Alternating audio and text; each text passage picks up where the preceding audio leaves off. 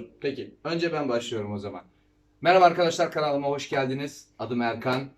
Bu da benim yardımcım Göktuğ Hamza. Hey, ne oldu dostum? Yok. Yok mu? Hı. Hmm.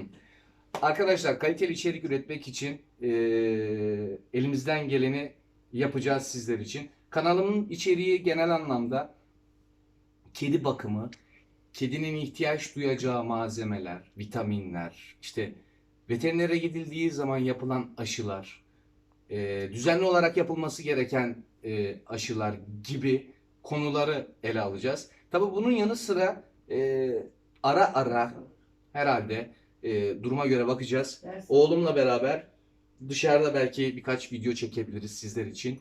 Yani gezi videoları da olabilir. Tabii ki sahiplendiğimiz kedimiz de yanımızda olacak. Bu arada kedimin cinsi Scottish Fold cinsi bir kedi. Henüz daha evimize gelmedi. Diğer videolarımda da göreceksiniz. Yeteri kadar anne sütü emdikten sonra kedimizi eve getireceğiz. Biz sahiplenmeden önce sadece kedimizin tüm ihtiyaçlarının hazır olmasını istedik. Onun için önümüzdeki günlerde yükleyeceğim videolarda da göreceksiniz. Bir kedi eve gelmeden önce neler ihtiyaç duyar ve nelerin olması gerektiğiyle alakalı videolarımda olacak.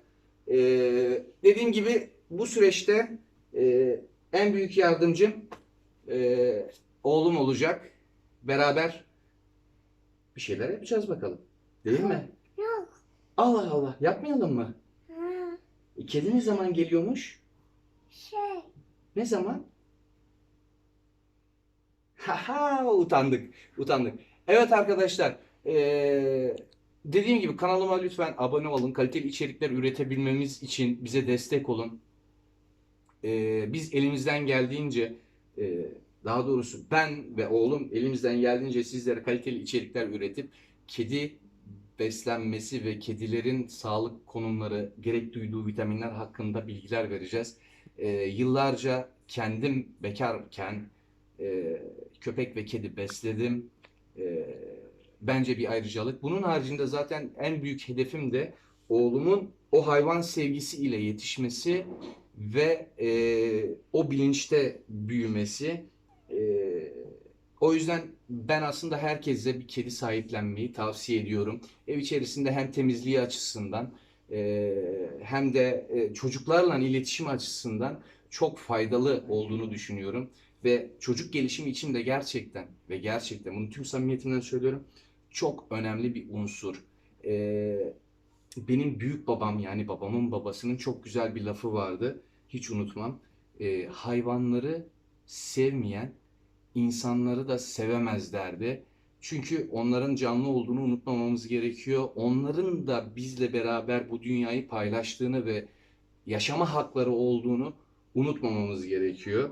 Ve dolayısıyla dediğim gibi çocuklarımızın gelişimi adına da bu çok önemli. Hem hayvan sevgisini aşılamış olacağız çocuklarımıza, hem de ileriye dönük çocuklarımızın gelişiminde çok ciddi farklar olduğunu gözlemleyebileceğiz.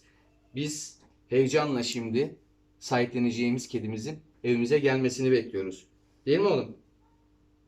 Evet. Kafayı salladık. Gelsin mi? O zaman çak dostum. Bravo. Görüşmek üzere arkadaşlar.